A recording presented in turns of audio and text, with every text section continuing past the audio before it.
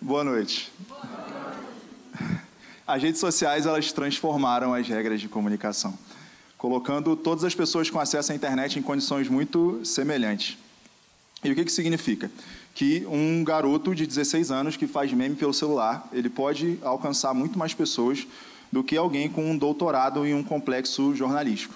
Eu não estou dizendo que academicismo não seja importante, mas se essa informação ela não alcança a periferia, ela não alcança o interior, ela não alcança quem está fora desse círculo acadêmico, alguma outra pessoa vai alcançar. E vai alcançar, às vezes, com meme, de uma frase que vai fazer o ouvinte mudar de ideia e concordar com ela. Só que, no campo das eleições, onde cada cidadão ele representa só um voto, um garoto de 16 anos e um doutor em ciências políticas, eles têm o mesmo peso. E isso faz toda a diferença. Existe um fenômeno que é muito presente nas interações digitais, que ele se chama efeito bolha.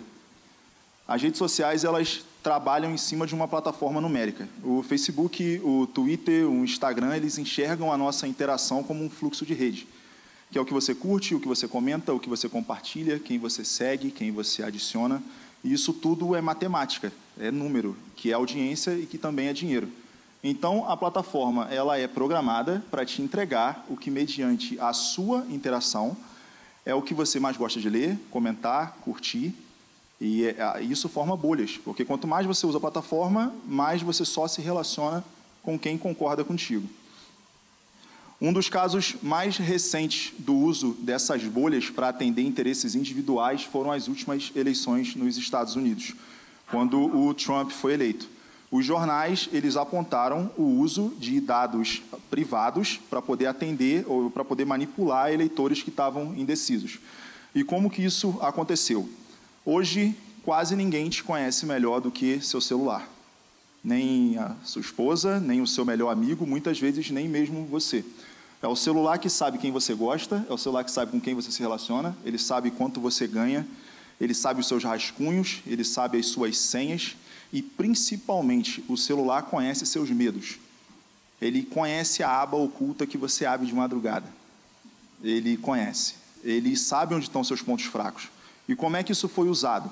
Notícias estavam sendo jogadas diretamente para americanos que estavam desempregados, que logo depois recebiam informações do candidato que propunha a construção de um muro para poder conter os imigrantes. Antes mesmo disso, já tinham notícias, por exemplo, de que o Obama era muçulmano sendo entregue para americanos que interagiam com o terrorismo, que tinham medo daquilo. E no Brasil não foi muito diferente. Onde eu quero chegar com tudo isso? Que a gente, na maioria das vezes, tem a certeza de que nós estamos usando as redes sociais, os aplicativos, quando na verdade não seria o contrário. E quanto mais você usa a plataforma, quanto mais você bloqueia pessoas e quanto mais você se cerca só de quem concorda contigo, mais vulnerável você fica e mais fácil é de te manipular. Existe um estudo chamado Digital News Report, do Instituto Reuters, em parceria com a Universidade de Oxford, que ele já apontava há 10 anos que a principal fonte de informação da sociedade é o celular e não mais a TV. Isso nos Estados Unidos. No Brasil vem acontecendo gradativamente.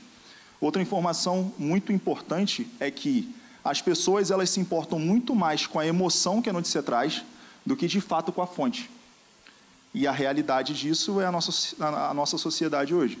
Pessoas cada vez mais com menos paciência, menos emocional, pessoas cada vez mais lendo as mesmas fontes, e é isso. Existe um estudo da UCL, uma universidade de Londres, que correlaciona isso diretamente com a crescente absurda dos casos de suicídio, depressão, ansiedade em jovens pelo mundo todo. O uso, enfim, essa imersão nas bolhas das redes sociais. A neurociência, ela diz que nós, instintivamente, supervalorizamos os julgamentos que dão certo e subvalorizamos os que dão errado. E o que significa? Que a gente quase sempre tem a certeza de que tem a razão, quando na verdade é o contrário. Se eu desenhar um 6 aqui no chão, para mim vai ser 6, para vocês vai ser 9. Eu estou errado de estar vendo 6? Não estou. Vocês estão errados de estarem vendo 9? Também não. Só que aí entra o último ingrediente dessa receita bomba. 7 em cada 10 estudantes do ensino médio, hoje no Brasil, estão saindo das escolas com nível insuficiente de português. Meninos e meninas de 16, 17, 18 anos estão saindo das escolas sem a capacidade de interpretar, de localizar informações nos artigos e de separar opiniões de fatos. Então, a gente tem uma mistura de pessoas desempregadas, com dificuldade no acesso à educação básica de qualidade, deprimidas, que pensam o tempo inteiro que tem a razão e que passam uma outra boa parte do tempo consumindo notícias falsas. Boom. Polarização política, questionamento dos direitos básicos humanos, agressão, não tem mais meio termo. Ou você é fascista e quer torturar todo mundo, ou você é comunista e tem que ir para Cuba. Não tem mais meio termo. Onde foi a nossa capacidade de dialogar, né? Gerindo essa página, enfim, tocando essa página de 13 milhões de seguidores e que todo dia está abordando pautas polêmicas, eu acabei percebendo um outro efeito que é um dos principais nessa polarização que a gente vive hoje. Eu chamo ele de efeito rebote. E como é que ele funciona? Hoje a gente vive uma época onde as pessoas se sentem cada vez mais na obrigação de fazer com que outras pessoas pensem como elas. E nesse desespero de combater esse inimigo, sabe, invisível e de catequizar pessoas, elas só compartilham o que tem de mais extremo de cada lado, na tentativa de converter todas essas pessoas, as do meio e as da outra ponta. Na prática é assim, alguém liberal abre o telefone e aí chega uma notícia de que todo conservador é torturador. E ele vai lá e compartilha, sem nem checar a fonte.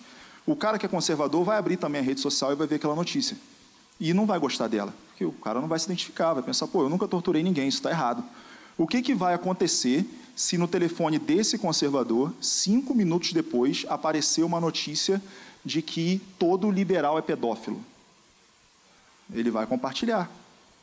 E é esse o maior combustível das fake news. É querer torturar pessoas, ou é querer converter pessoas e converter à força. Aí você, enfim, a gente pode estar se perguntando, né? E como que a gente faz para poder se comunicar com pessoas que não estão dispostas a ouvir o que a gente tem para falar? Eu não tenho uma fórmula mágica, mas o que eu posso afirmar é que a gente não pode mais se comunicar como na década de 90. E olha, eu sou novinho, hein? Mas eu estudei.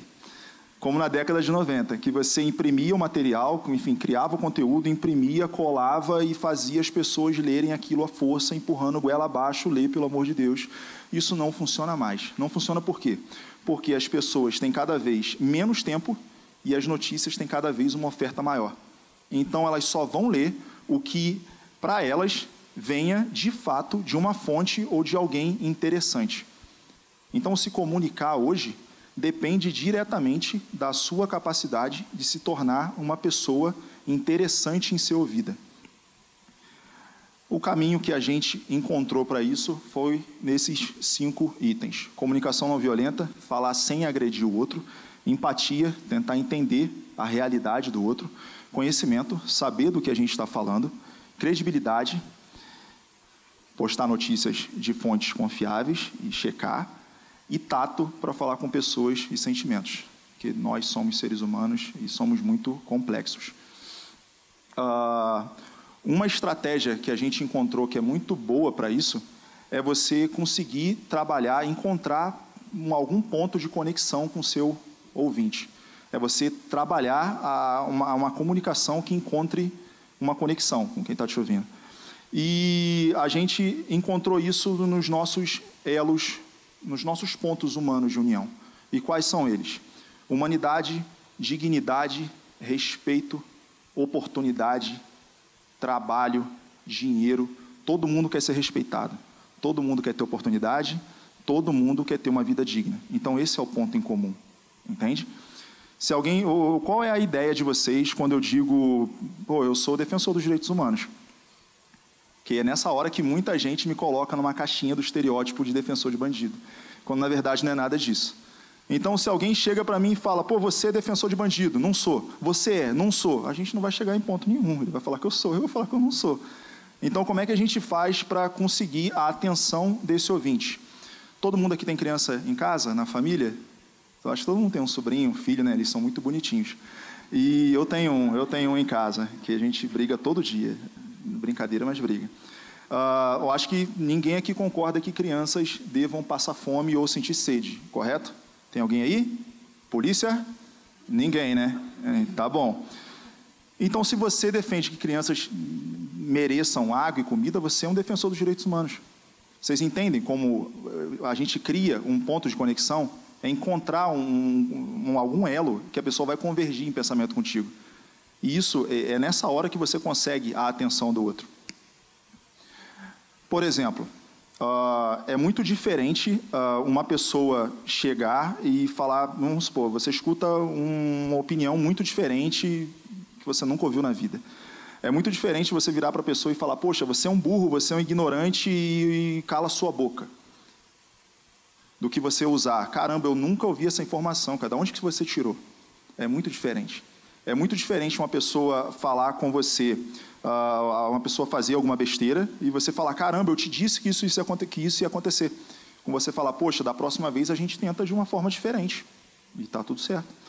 Ou então você não querer mais discutir aquele assunto e falar, cara, eu não quero mais falar com você. Com você usar, poxa, a gente pode retomar essa conversa uma outra hora? Comunicação não violenta é isso, é tentar se comunicar de uma forma que não agrida a outra pessoa. É mostrar para ela que vocês não estão em times opostos. Que se for bom para você, vai ser bom para ela. Fazer ela entender que vocês convergem em alguma coisa, que vocês são humanos. Tinha uma frase que eu tinha escutado há muito tempo que eu achava legal, é que um humano que não defende direitos humanos é como uma árvore que defende o desmatamento. Não tem lógica nenhuma. Aí eu trouxe, tá aí, né, árvore?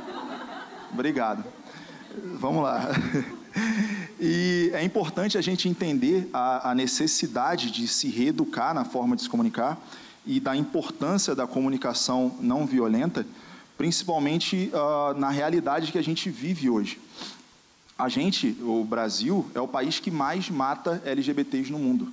A gente também tem o 5º maior índice de feminicídio do mundo. Não são pessoas morrendo em atropelamento, não são pessoas morrendo afogadas, são pessoas sendo mortas só por ser quem elas são, por serem LGBTs, por amarem outras pessoas e por serem mulheres. A gente tem um registro formal, segundo o Fórum de Segurança Pública, que no Brasil ocorram 60 mil estupros por ano. E o que mais choca é que só 1 em cada 10 estupros vira BO. Chegam até a polícia, chegam até o hospital. E você sabe por quê? Porque 7 em cada 10 vítimas de estupro são crianças, que estão sendo estupradas dentro de casa por familiares ou pessoas que frequentam as casas. Todo mundo conhece essa imagem? Mês passado aconteceu isso. Um segurança se achou no direito de estrangular um jovem negro dentro de um supermercado até a morte. Semana passada, não tem muito tempo de diferença de um para o outro. Todo mundo conhece essa imagem? Uma família estava indo para um chá de bebê, uma família negra, pobre, e foi fuzilada com 80 tiros do exército. E às vezes eu não preciso nem trazer essas imagens para poder mostrar que, caramba, será que racismo existe mesmo? E, eu nem sou a pessoa para falar isso.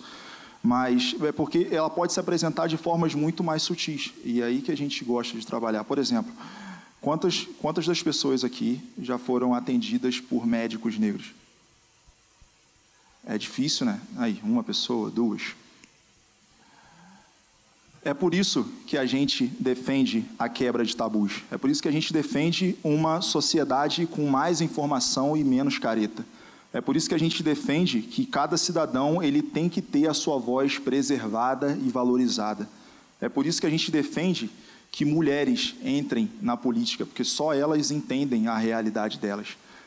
É por isso que a gente defende educação sexual nas escolas, que não é colocar um filme pornô para uma criança de 5 anos, mas é apresentar para as principais vítimas de estupro o que são áreas íntimas, que elas não podem ser tocadas, ensinar para essas crianças como se defender, como denunciar. É por isso que a gente defende sistema de cotas, num país que tem a maioria negra e eles não estão em posições de destaque na sociedade. É por isso que a gente defende o feminismo, que promove desigualdade salarial e que sobrecarrega mulheres enquanto privilegia homens. É por isso que a gente defende educação. A gente defende porque não dá mais para você apontar o dedo para o outro e falar, olha, resolve isso, porque não existe mais problema do outro, existe problema nosso. E por mais que a gente nunca tenha cometido bullying, por mais que a gente nunca tenha discriminado alguém por cor de pele ou por orientação sexual, os problemas eles existem, a gente vive em sociedade e se a gente não se reeducar na nossa forma de se comunicar, os problemas só vão ficar maiores. E a mensagem mais importante que eu tenho para deixar aqui hoje é que vocês não precisam de 13 milhões de seguidores para fazer a diferença. Obrigado.